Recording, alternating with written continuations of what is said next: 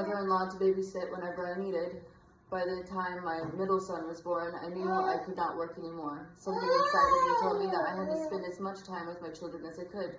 My husband worked extra hours. I made do with what we had, and we made things work for us. My husband would work at night or at home, but if there was a baseball game, he was there. I cut everyone's hair, including my own. I did my own nails. I never bought anything that was not on sale. We were happy. I cut my kids' hair. I cut my own hair. I have not paid for a haircut ever in my life. The other day I noticed a tiger's eye stone, different from the one I used to own. It looks similar to it, so I had to point out, hey, I used to have one of those. Remember what happened to it? I'll tell you what happened to it. I sat it down on the dirt in the front of my son's school when he was going to first grade, I believe. It was the first day of school, and as I set that tiger's eye rock down there as a symbolism of protection for him while he's at school, the end of the year comes, and I'm picking him up from school. It was probably like the last week of school. It was really incredible. And I pull over on the side of the road, and I'm walking up to get him, and we're walking back to get in the car, and I look down, and I see that same tiger's eye rock. Been sitting there, same place, all year long. And then I noticed it again right at the end of school, so I picked it up and brought it with me for the summer, and I sat it somewhere where I knew the summer would be protected. However, I saw this different tiger's eye, because I've long lost that tiger's eye since then, so I had to ask him, where'd you get that tiger's eye? Like, I know it's a new rock, like it wasn't here before I moved out over the summer. And he said, oh, yeah, I got it from Nature's Gift. Nature's Gift. Nature's Gift. I knew it was a lie. He got it from Third Fairy. And I don't know why he needed to lie about the metaphysical store he went to get the rock. I said, I've never bought a rock. They've always been gifted to me, and I feel like they work better that way.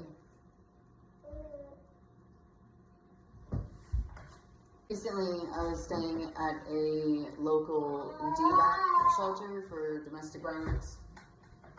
There was a misunderstanding a lot of the time, especially when my baby daddy would come pick me up, and then, or like, I'd be like, oh, he's like gonna give me a ride somewhere, and they'd be like, is he a safe person? Are you sure? Like, should we be letting you leave? I'm like, yeah, it's fine, he dropped me off here.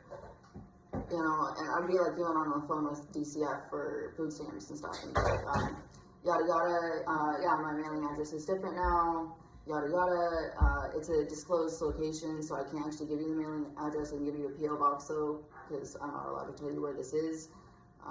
To protect me and the other people staying there from their domestic violence abusers. It's a secret location. Anyways, and so no one's supposed to know where I'm at, to protect me and, you know, not to upset my abuser and then trigger her to go on some weird manipulative scheme to smear my name because I'm in a safe place now. And I'm not fighting with her or being toxic with her or doing any of the, you know, abusive tactics that she is doing. Anyways, but everyone assumed it must be a romantic partner or, you know, a co-parent that is the reason I was in DVAC, and it wasn't. And over again, you know, I was on the phone with child support, you know, and they're like, okay, so to get this clear, I was on the phone with my daughter's school, Heartland Education Center, and they were like, so you don't live with him, correct? But what is your relationship to him? And I was like, he is the father of my children. He is my co-parent. Yeah, but we need to write this down. Okay, so the options are you divorced? Are you married? Are you single? And I was like, I am divorced. And she's like, okay, so what is your relationship with him? Are you engaged? Are you, you know, like together? And I was like, we are co-parents. That is like, you're trying to put like, what is my relation to him? He is the father of my daughter. And she kept trying to ask me some other question. And I'd be like, no, I'm divorced. And then she was like, I finally had to stop her. I said, are you asking me if I'm in a romantic relationship with TJ? And the person doing the intake form, and I'm like, I filled out this intake form. It's a school intake form. Like, I'm just not really understanding why you put him on the form if you don't live with him. Because lots of parents have kids and then they don't live together and they still put the other parent that lives in the other home on the application. This is for school. I would like you to call him when he needs to know something about her school. He will be the one picking her up and taking her to school every time. So it's important that he be on the school paperwork. And I don't think he should have to live in with me in order to include him on the school paperwork. Okay, but are you single? I already told you I'm divorced. Okay, so you and her father, are you together or not together? Like, you don't live together, so you're just together, you just don't live together. And I was like, I never said we were together. I said we don't live together. And you keep asking who he is to me, and I keep answering the same way. He is the father of my children. We raise children together. We make financial decisions together. We make lots of decisions together. But are we together? Are we together? What do you mean? Do I kiss him goodnight before bed and tell him I love him when I get off the phone? No.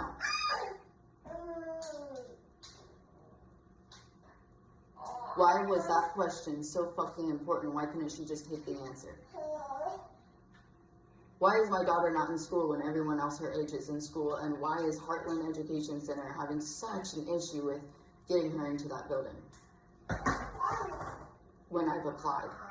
I applied last year in November, and they said we're not taking applications, apply in January. I applied in January.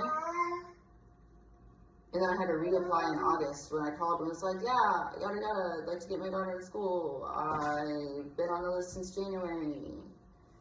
Oh, we couldn't get a hold of you then, so we took you off the list. We canceled you. You're going to have to start over and we'll just call you when there's a spot. But it wasn't like that at first. It's like, oh, we've never had that. Oh, hold on, there's some notes. Oh, after reading the notes, we're not sure we can take her. Oh, weeks and weeks go by. We think we can take her, just not in this building. Well, I think her dad would prefer to drop her off in the same building that he's already dropping off his son. If they could get in the same bus route, that would be cool.